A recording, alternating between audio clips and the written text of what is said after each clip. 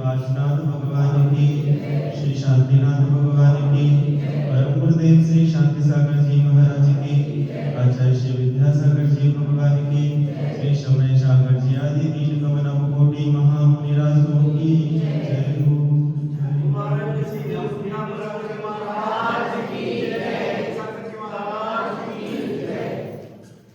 बड़ा अच्छा प्रश्न आया है, सबके मन में रहता होगा, क्योंकि हम ग्रामवासी हैं और खेती करना हमारा परम उद्देश्य भी है, व्यवसाय भी है। आरंभ हम वहीं से करते हैं। किसी ने पूछा है, स्वामी जी किसान खेती करता है तो बहुत से जीवों की हिंसा हो जाती है, उन सब जीवों की हिंसा का पाप उस किसान को लगता है कि नहीं? प्रश्न है, बड़ा प्यारा प्रश्न। सबसे पहले मैं उत्तर देना चाहूं कि अपने यहां शब्द से हिंसा नहीं मानी है। अरिहंत भगवान का नाम ही सबसे ज्यादा अहिंसक है, हिंसक है। नाम क्या है? अरिहिंसा नाम है उनका। क्या नाम है? हंत का मतलब होता है हिंसा, हन का मतलब होता है हिंसा।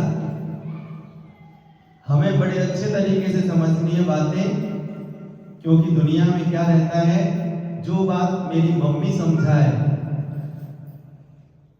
उसका अलग ही तात्पर्य रहता है, और जो बात हम दुनिया के लोगों से सीखें, क्योंकि दुनिया के लोग तो हमें इमली के झाड़ पे चढ़ाएंगे, हमें ही हमारी बातों में फंसा देंगे। इसको समझने के लिए हमें एक छोटी सी चीज समझनी है, और तुम वो समझ जाओगे तो तुम्हें समझ में आएगा कि हिंसा क्या है और अहिंसा क्या है। कोरोना था, कोरोना के समय दुकानें बंद करने के लिए हिदायत दी जाती थी, और कोई व्यक्ति यदि दुकान खोले मिलता था तो उसको 5,000 रुपए जुर्माना लगता था। ठीक है, 5,000 रुपए का जुर्माना लगता था, लेकिन उसको हर एक दुकानदार देने तैयार था। इसलिए देने तैयार था क्योंकि उस समय चीजों के दाम 10 गुने हो गए थे। 10 गुने होने से वो व्यक्ति 5,000 रुपए की हानि नहीं समझता था, वो 45,000 रुपए का मुनाफा समझता था।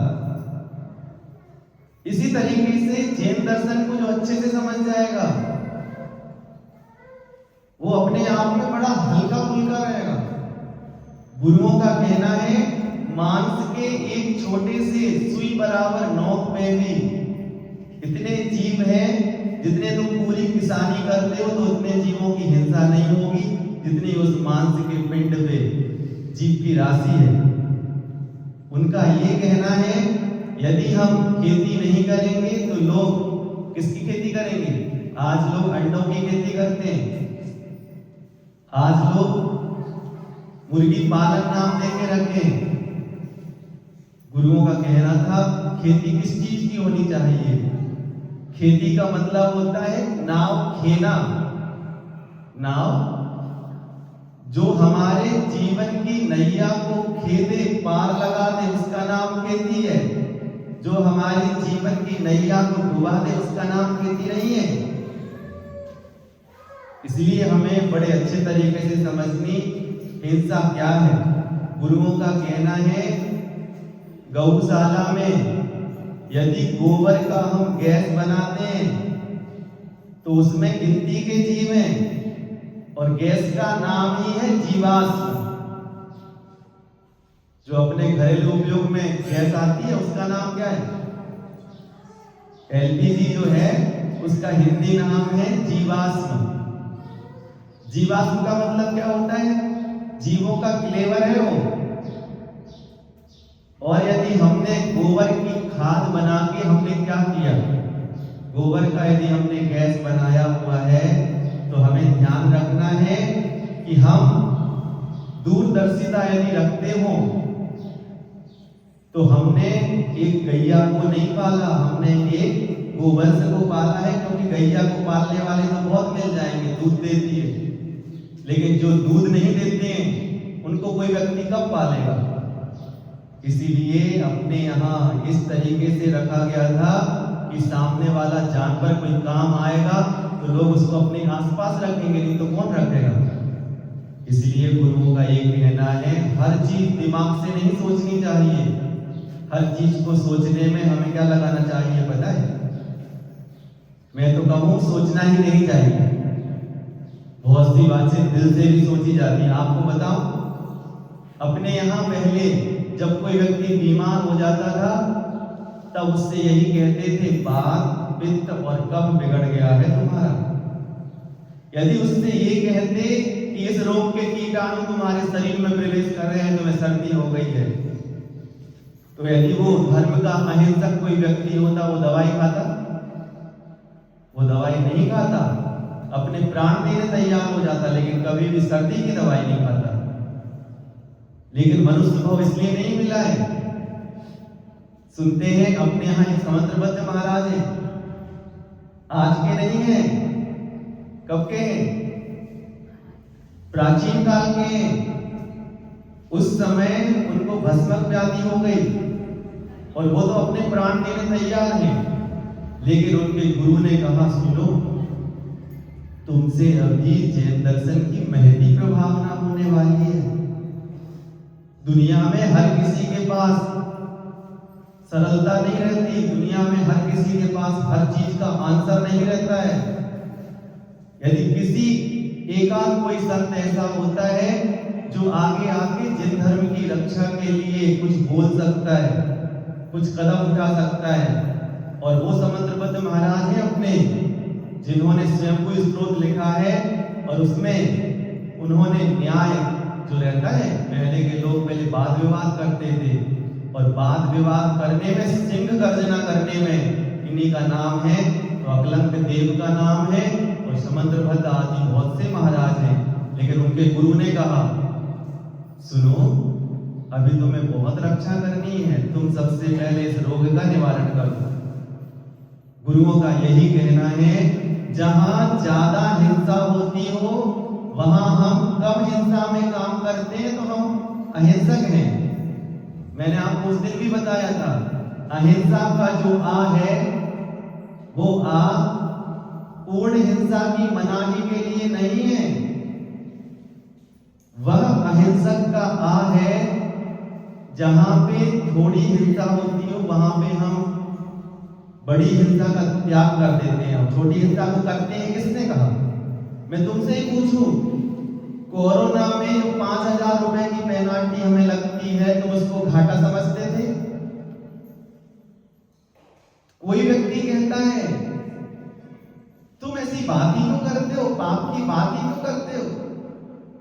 यहां पाप की चर्चा नहीं करनी है, पाप की चर्चा है दूसरी जगह करना, जहां पे तुम किसी का दिल दुखा के उससे ब्याज के पैसे रख लेते हो, जहां तुम्हें सामने वाले को दबा के तुमने उसकी कोई चीज हड़प ली, उसको पाप क्यों नहीं कहते हो?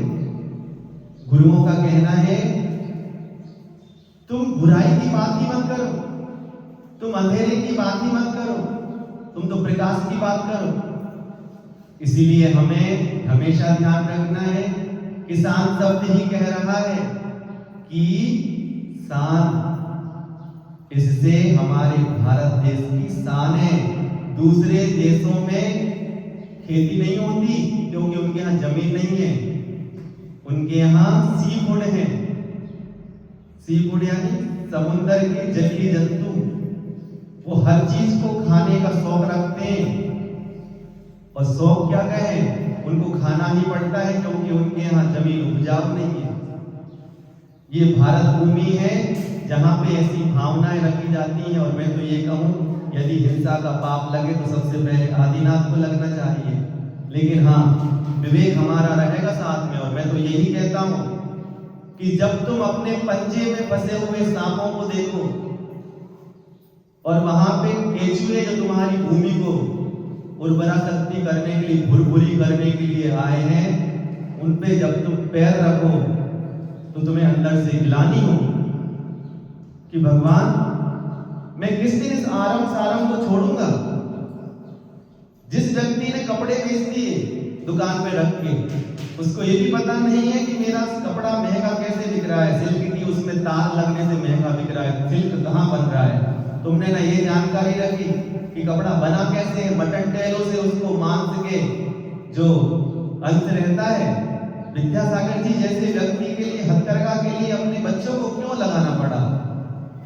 हमें हमेशा ध्यान रखना चाहिए, विद्यासागर जी जैसा दिल कभी किसी व्यक्ति का ना होगा।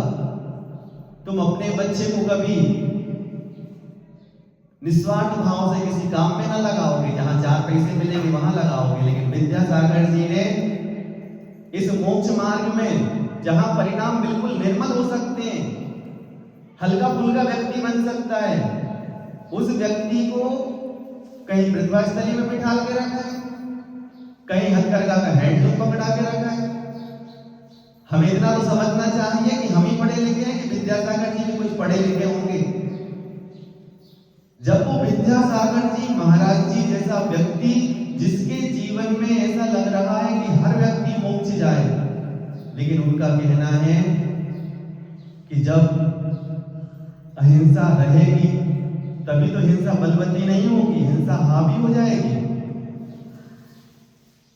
जो बड़ी बड़ी मशीनें हैं, उन बड़ी बड़ी मशीनों में धागा जल्दी टूट जाता है, इसलिए उसको मोटा करने के लिए मटन टेलों लगाने से आज हमारे मंदिरों की विशुद्धि खत्म हो गई। क्यों खत्म हो गई? क्योंकि हर साड़ी में, हर कपड़े में वो साथ में है, और वो यदि निकल जाए तो तुम्हें देखा होगा तुमने कभी, सूती कपड़े को पहनोगे तो मुश्किल से 4 महीने नहीं चलता था मेरा कपड़ा। मैं जो कपड़े बनवाता था वो 4 महीने में फट जाते थे, और टेरिकोट खरीद के लाता था तो कई दिन चल जाए।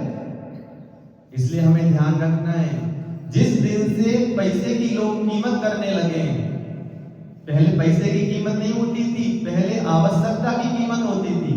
मुझे ये चीज चाहिए, यदि सामने वाले को नमक चाहिए है तो तौल के चिरौंजी दे देता था। लेकिन जिस दिन से पैसे की कीमत होने लगी और लोगों ने अपने पास रखना शुरू कर दिया, काला बाजारी शुरू कर दी, तब से व्यक्ति का दिल इतना कहना चाहिए संकुचित हो गया है। विद्यासागर महाराज जी थे तो हम लोग जब खजुराहो में थे तब विद्यासागर जी कहते थे पहले मंदिरों से ये नकली बाजों की आवाज ना आती थी, पहले वहां एक व्यक्ति अपनी सारंगी लेके बैठा रहता था, और उस व्यक्ति को पैसे नहीं दिए जाते थे, लेकिन वो भूखा मरता था ऐसा भी नहीं है। अपने घर में कोई भी चीज आएगी सबसे पहले उसके घर जाएगी। मैं बताऊं, मैं अपने घर की ही बात बताऊं, पहले ऐसे जो जंगल के स्थान रहते हैं ना, शुद्धि के स्थान ऐसे नहीं रहते थे। पहले शौचालय रहते थे घर में, सफाई करने वाले। तो एक दादी हर दिन झाड़ू लगाने आती थी। जब वो झाड़ू लगाने आती थी तो मेरी दादी से जब वो आती थी मांगती थी, कहती थी पावन देव बाई। क्या कहती थी? पावन देव बाई। पावन का मतलब था कि मुझे पवित्र कर दो, और उसके माध्यम से आप पवित्र होंगे। तब मेरी दादी कहती थी सुनो, चुपड़ी हुई रोटी देना इसको, घी चुपड़ के देना, और ना ऊपर की देना ना नीचे की देना, किसकी देना? बीच की रोटी देना इसको। और बताओ 2 पैसे की रोटी में मेरी दादी बिना किसी जोर जबरदस्ती के उसका दिल जीत के रखा था। ऐसे सफाई करके जाती थी कि तुम आज 1000 रुपए देके भी वैसी सफाई नहीं करवा सकते। जिस दिन से हमारे अंदर ये आ गया ना तेरा मेरा, पहले के लोग ऐसे थे ही नहीं। पहले के लोग सामने किसी व्यक्ति को देख के कहते थे भो जन भो जन भो हे व्यक्ति यहाँ आओ। इसलिए उनने नाम रखा था। उन्होंने कहा क्या कह रहे हैं? उन्होंने कहा भोजन कर लो। और आपको कहानी बताऊं किसकी? धन्य कुमार की। धन्य कुमार जब घर छोड़ के चला गया और एक किसान के यहां से निकला और समय था भोजन का, उस समय जब वो टिफिन लेके आता है, उसकी पत्नी दे जाती है। वो भी कोई व्यक्ति होगा जो अकेले खुद खा लेगा? कौवे भी अकेले नहीं खाते। सुनते हैं कौवे भी पुकार पुकार के खाते। उनको पता है कि हर दाने में नाम लिखा है। मैं लिख भी दूं अपने हाथ से किसी का नाम मिटा के तो भी काम नहीं बनने वाला। लेकिन आज हम इतने संवेदनशील हैं ही नहीं, हम संवेदन शून्य हो चुके हैं। इसलिए मैं कहूं, पहले के लोग इतने नरम दिल रहते थे। उनको पता रहता था कि ये कुआं मेरे पास में है, मेरे घर में क्या है? कुआं है। बस इतनी ही क्वालिटी है कि मेरे पास है, मुझे आधा घंटा खर्च नहीं करना उतनी दूर जाके। लेकिन इस कुएं में हर किसी के पुण्य से पानी आया हुआ है। जिस दिन हमारी ऐसी वृत्तियां रहेंगी, उस दिन हमारे मन में कोई विकल्प ना उठेगा। पहले के लोग इतना बुद्धि ही नहीं लगाते थे। उन्होंने कहा भगवान का आदेश है, सबसे पहले हमें क्या करना है? उत्तम खेती सबसे बड़ी खेती है। गुरुओं का ये कहना है, जो दुकान पे कपड़ा बेच रहा है उसको खेती तक का पाप लगेगा। किसको? जो खेती कर रहा है। और जिसके पास बन के कपड़ा आ रहा है उसको डबल पाप लग रहा है। तीसरी मायाचारी का पाप लग रहा है। चौथा उसको लोभ का पाप लग रहा है, क्योंकि वह जान रहा है कि आज पैसे कम है, कल पैसे बढ़ जाएंगे। और यदि वह अपने पास स्टॉक करके रखता है, लेकिन खेती करने वाला कभी स्टॉक करके नहीं रखता, क्योंकि वह इतना जब काम करता है तो उसके पास इतने पैसे ही नहीं बचते हैं। थोड़ा बहुत मिलता है उसके लिए, वो बड़ा संतोषी प्राणी है। इसलिए मैं तो ये कहूं, हिंसा की तो बात ही नहीं आनी चाहिए। यहाँ तो परम पुण्य की बात आनी चाहिए। जैसा विद्यासागर जी ने कल कहा था कि तुम्हारी यदि होटल कैसी है, शाकाहारी है, तो कई मांसाहारी होटलों से लड़ रही है। एक अकेली लड़ रही है, अहिंसा के लिए खड़ी हुई है। तुम यदि अपनी दुकान बंद कर दोगे होटल की, तो सारे लोग कहां जाएंगे? इसीलिए मैं तो ये कहूं, जैनों के यहाँ, और जैनों के लिए ही नहीं, सनातन धर्मों में भी किसी व्यक्ति को इस मांस का नशा नहीं चढ़ जाए, एक बार जिह्वा पे लग नहीं जाए मानव का मांस। इसीलिए अपने यहाँ लकड़ियां बर्बाद कर दी जाती हैं कि जलाओ आप इसको, कुंटल लकड़ी खराब हो जाए कोई दिक्कत नहीं। लेकिन किसी जानवर को भी मनुष्य के मांस का एक बार चस्का नहीं लग जाए, आदमखोर बन जाता है। इसलिए ऐसी बात अपन के मन में ना आनी चाहिए, ना आए। विद्यासागर जी भी खेती के समर्थक हैं, आदिनाथ भी समर्थक हैं, हम भी समर्थक हैं। और हमें यही भावना रखनी है कि भगवान, इस दुनिया में एक भी पैर बढ़ाया जाता है तो जीवों के ऊपर पड़े बिना नहीं रहता है। तभी तो लोग बैरागी होते थे। मैं ये नहीं कह रहा हूं कि तुम खूब खेती करो, जितने में अपना काम चल जाए उतना कर लो, और अपने आप को दयालु बनाओ कि भगवान मैं किस दिन इस आरंभ सारंभ से दूर हो पाऊंगा, कब मैं प्रतिमा लूंगा, आरंभ त्याग प्रतिमा, आठवीं प्रतिमा। आज अपन प्रतिमा में आगे होते ही नहीं है। 2 पे रुक जाता है कोई, कोई 3 पे रुक जाता है, कोई 5 पे और कोई 7 पे रुक जाता है।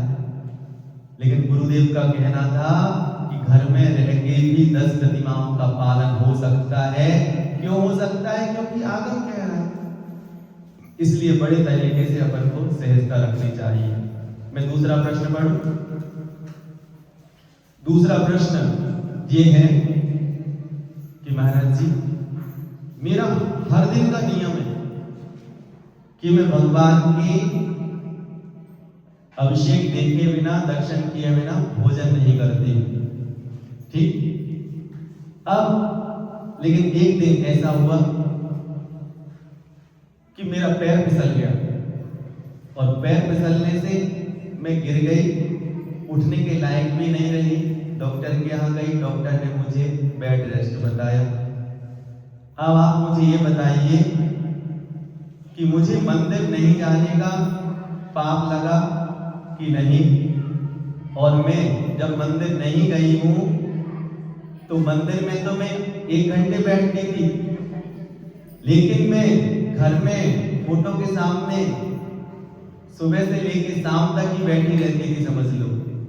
और मैंने उसके प्रायश्चित में चावल का भी त्याग कर दिया उस समय के लिए, जब तक भगवान की मुझे दर्शन नहीं हो।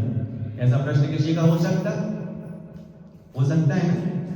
अब मैं इस प्रश्न के उत्तर में छोटी सी बात बताना चाहता हूं, और वह उदाहरण अपन को बिल्कुल ऐसा लगेगा कि हाँ महाराज जी आप सही कह रहे हो। मैं बताऊं, हमारा बच्चा स्कूल में पढ़ता है, सुनते हैं 5 दिन पूरी क्लास लगती है, शनिवार के दिन आधी क्लास लगती है, आधा स्कूल लगता है, रविवार को स्कूल लगता ही नहीं।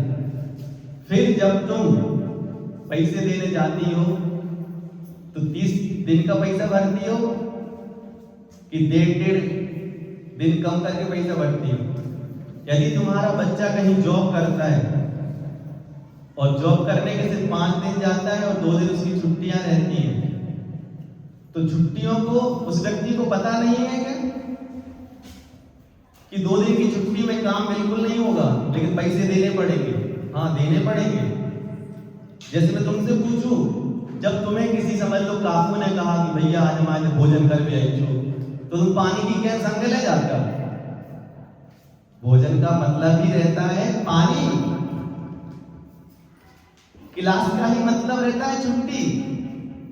इसी तरीके से जिस समय तक अपन जागृत रहते हैं, स्वस्थ रहते हैं, मैं तो ये कहूं, कोई व्यक्ति यदि हर दिन मंदिर जाता है और अंत समय में मंदिर जा नहीं पा रहा है, तो उसका जीवन, जब उसने मंदिर छोड़ा उसी दिन उसके नंबर लिखे जाएंगे कि तुम जब तक मंदिर आ सकते थे तुम मंदिर आए कि नहीं आए। आगे का जीवन से क्या मतलब है अपन को?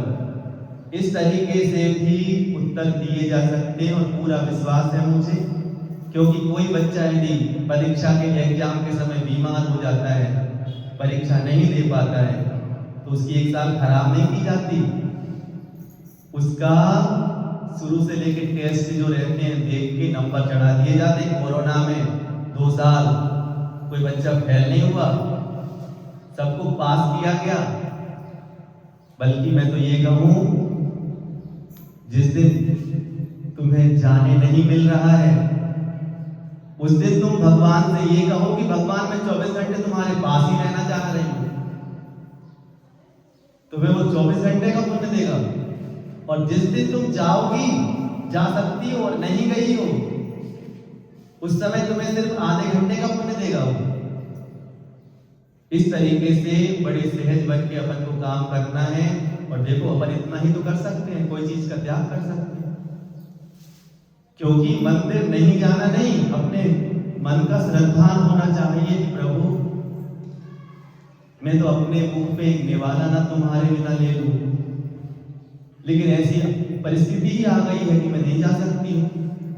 इस तरीके से अपने मन को अपन सहज रख सकते हैं। बात पुण्य और पाप की मत किया करो, बात अपने श्रद्धान की है कि हमारा श्रद्धान किसके प्रति है। इस प्रकार से जिस दिन हमारी शक्ति है कि हम जा सकते हैं और नहीं गए, तो उस दिन हमें खुद का श्रद्धान ढीला हो जाएगा। और जिस दिन तुम्हें लगता है कि मैं जाना चाहती हूँ लेकिन नहीं जा पा रही हूँ, तो तुम्हारा श्रद्धान ढीला नहीं होगा और अपन अपना रास्ता निकालेंगे।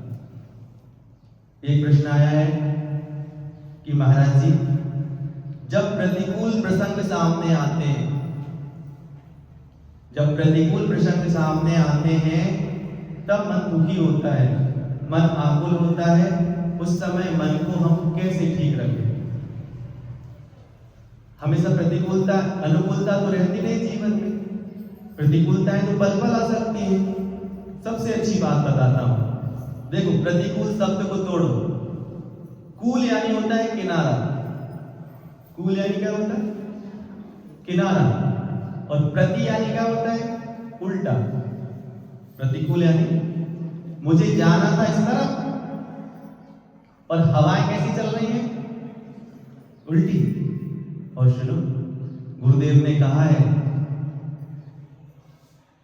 कि उस नाविक की क्या परीक्षा जिसके लिए हवाएं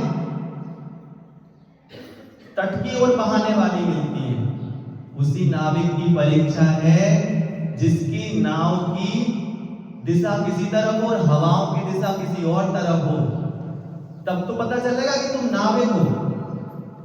यदि सामने वाले का कोई प्रतिद्वंदी ही नहीं है और सीधे अपना हाथ उठा के खड़ा कर दे उसका, समझ लो कोई व्यक्ति फर्स्ट, मुझे तो लगता है यदि अच्छा इंसान होगा तो वो रोएगा, वो कहेगा मैंने परीक्षा ही नहीं दी, मुझे फर्स्ट क्यों दे रहे हो। बिल्कुल इसी तरीके से गुरुदेव का कहना है, संघर्षमय जीवन का उपसंहार हर समय होता है। हमेशा ध्यान रखो, प्रतिकूलताएं तो हर व्यक्ति के जीवन में आती हैं, लेकिन उन प्रतिकूलताओं को वो प्रतिकूलता नहीं समझ के अपना प्रदर्शन, अपने साहस का, अपनी बुद्धि का, अपने श्रद्धा का परीक्षा देने के लिए वो उसमें परीक्षा समझता है। इस तरीके से हमेशा ध्यान रखो, मैं तो किसी चीज को प्रतिकूलता समझता ही नहीं हूं। प्रतिकूलता आनंद देने आती है।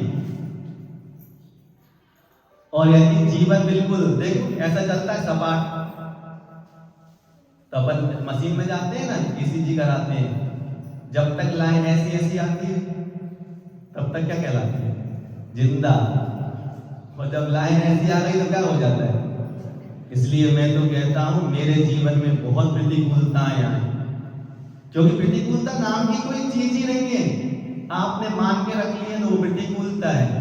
गुरुदेव कहते थे कौवे को निवोली अच्छी लगती, क्या लगती है अच्छी, नीम की निवोली, और उस नीम को कोई खाना नहीं चाहता है, और कौवा कहता है कि उसके आगे मुझे छेने के रसगुल्ले नहीं खाना, मुझे निवोली दे दो। तो मैं तो ये बताऊं, गुरुदेव का कहना है मूक माटी में देखो, माटी के पास कितनी प्रतिकूलताएं आई, लेकिन उसने प्रतिकूलता मानी ही नहीं, गिनी ही नहीं। प्रतिकूलता नहीं है, वो सीढ़ियां हैं। बताओ अपना मोक्ष ऊपर है कि नीचे। यदि मोक्ष ऊपर है और प्रतिकूलता के पत्थर रास्ते में आते हैं, उन रास्ते के पत्थरों को इकट्ठा करो और एक एक करके सीढ़ी बना दो।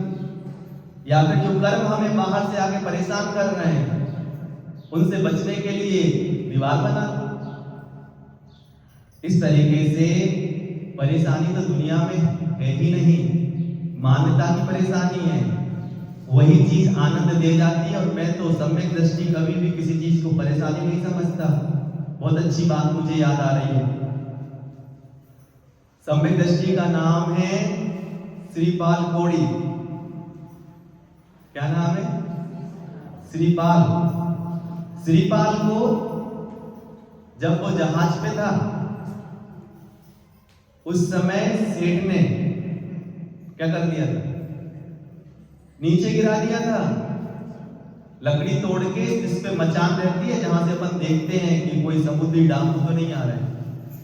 और सुनो, सामने वाले का पुण्य इतना तेज था कि वहां जाके जो समुद्र को हाथों से पार करके आएगा, उसके लिए एक नई सुंदर दुल्हन मिलने वाली है आधे राज्य के साथ। यदि वो कोई परेशानी खड़ी नहीं करता तो वही मचान पे ही बैठा रहता, लेकिन उसने ये कहा कि मैं धन्य हूं। सुनते हैं पारसनाथ भगवान की इतनी मूर्तियां क्यों पूजती हैं।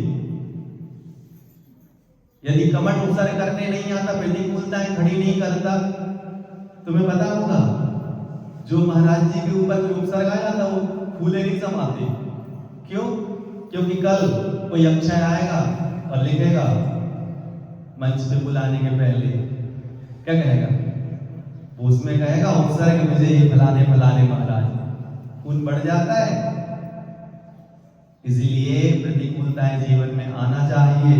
और देखो, जैसे ही वहां चला गया और वहां जाते ही बीच में एक लकड़ी का पाटा आ गया, नीचे से लग गया और उसने समुंदर पार करा दिया, क्योंकि समुंदर को पार करने वाला किसी के बस में नहीं है, समुंदर के हाथों से पार हो जाए, लेकिन पुण्य रहता है।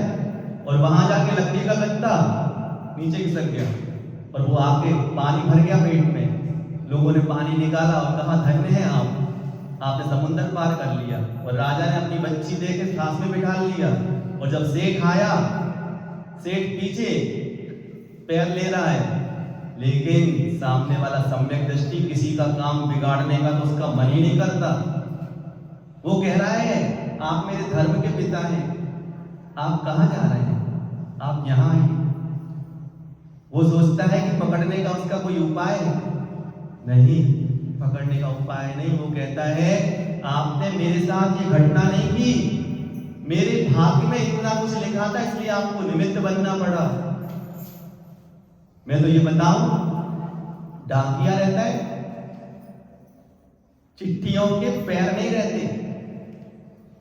डाकिया क्या करता है, चिट्ठियों का पैर बन के हमारे यहाँ आता है, और जब पैर बन के हमारे यहाँ आता है तो यदि खुशी की बात मिलती है तो मिठाई नहीं खिलाना, और तुमने मिठाई खिलाई तो कल वो चिट्ठी नई लेके आएगा, उसमें भी मिठाई खिलाने वाली बात हो, ऐसा नहीं रहता।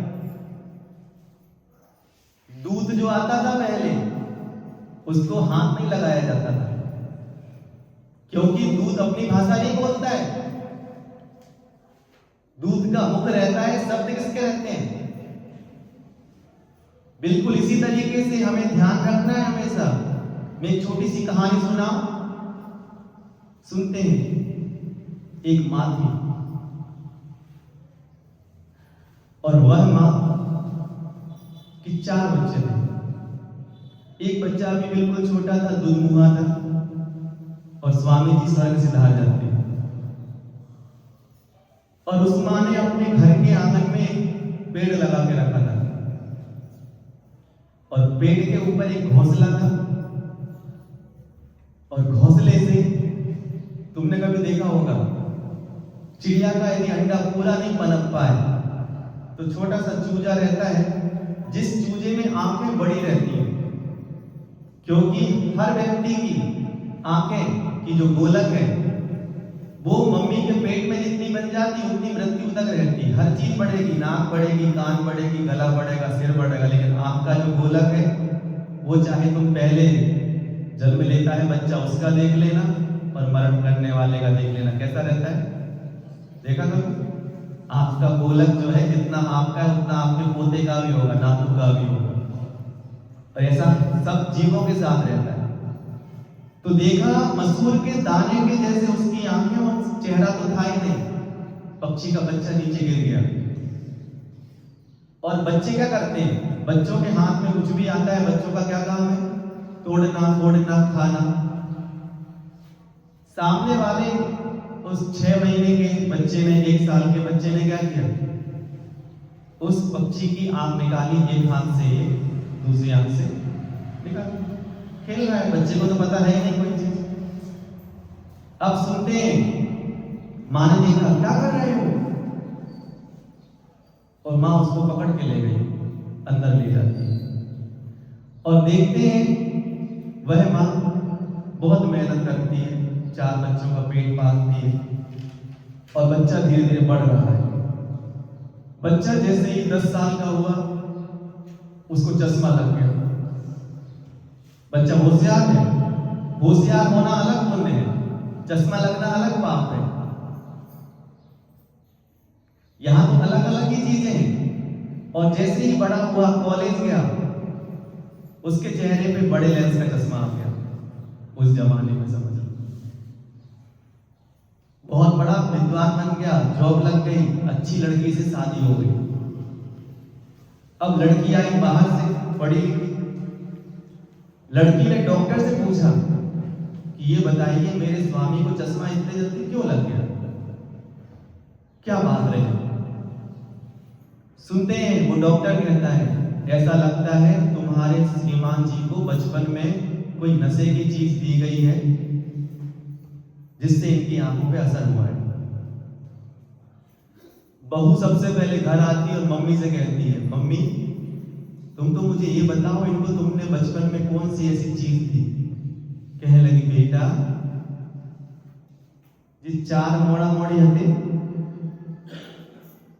और मैं रात भर सुबह से उठ के चक्की पीसती थी और ये रोते थे, तब ये सो जाए इसलिए मैं इनको थोड़ी सी अफीम क्या करती थी, कितनी अफीम, ऐसी नहीं कि कोई दवाई खा दे, छोटी सी सुई की नोक से इतनी सी अफीम निकालती थी और अपने ही उंगली से समझ लो निकाल के इसके जुबान पे रख देती थी और ये सोते रहते थे, मैं काम करती रहती थी। और सुनते हैं उस दिन से उस बहू ने अपनी सासू माँ से लड़ाई ठान ली कि तुमने मेरे बच्चे की आंखें खराब, तुमने मेरे स्वामी की आंखें खराब कर दी। और ये वो माँ है जो जब रोटियां बनाती थी तो रोटी के डिब्बे में उसने कभी ढक्कन नहीं लगाया, अपनी गोदी में रोटी का डिब्बा रख लेती है और पल्लू से उसको ढांक लेती है और बच्चों को 4 रोटी तक तो कुछ कहती नहीं है और 5वीं रोटी जो अपने हिस्से की है उसको ये कहेंगे कि बेटा दिन बड़े होने लगे, बेटा तुम बड़े हो गए हो, थोड़ी सी और ले लो। और जब वो 4 बच्चों को खाना खिला देती थी और कभी कभी पल्लू देखती थी तो उसमें सिर्फ काली काली चीटें मिलती थी, कभी कभी जो रोटी के जलने से झर जाती थी।